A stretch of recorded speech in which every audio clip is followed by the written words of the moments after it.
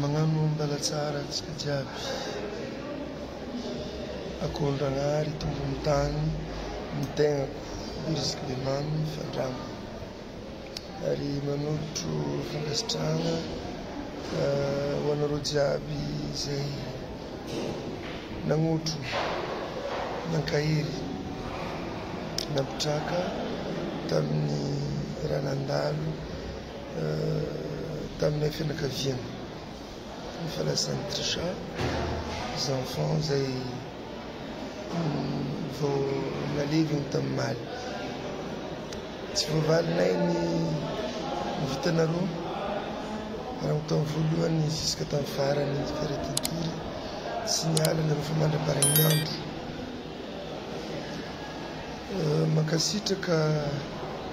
sombaniko manokana nindram-bavy zay nahazoana zanaka indisy moa mimetraketraka ny sasany lasa ny zanaka zay azo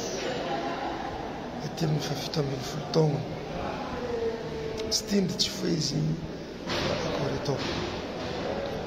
sorako eto ny ray aman-dreny jiaby zany mpiragna namikotiany mamanazy fa indrindra la famille jiaby teto Antananarivo zay tsy niala za amin'ny tamin'ny voalohany ka hatramin'ny farany tsy voavaliko aminareo igny ry ray aman-dreny aby ao ny promotion miara-nianatra ao ny fikambanana maro magnery Madagasikara ao koa ny programme politique ny sombaromahoaka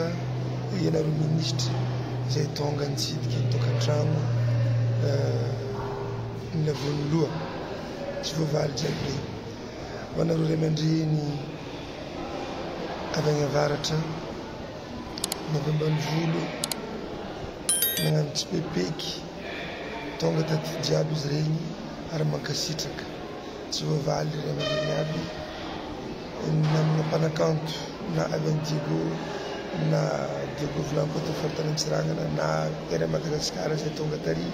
be de betsika navy mankasitraka rahalahy aby fa tsy voavaly ho anareo agny ampitan-dranomasiny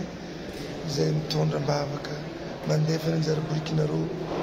tonga taty amiko izy regny ary mankasitraka makady hely raha tsy tonga tagny amintsika avaratra ny razana dia efa saika ho tagny izy io fa nangataka ny ray aman-dreny noho ny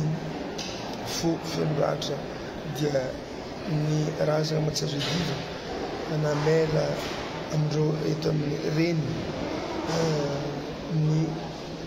zanakatsika mba akaikaiky reo ka dia zay ny antony nagnanaovantsika izy teto Antananarivo tokonazy dia merci misaotry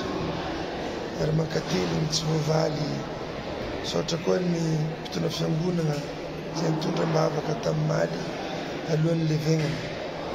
ho anareo zay nanody ny levegnana hatramin'ny farany ny fomba aminay Matsarzo tany mandevy ny zanaka mankasitraka zalahy na dia tsy tagny za fa tonga marobe nareo tsy voavaliko zay raha zay raha ienga Antananarivo tsy hoe miala fa andeha monjy ny asa tompolazy tompoko vavy antegna mbola manana ny ankiba manana ny zanaka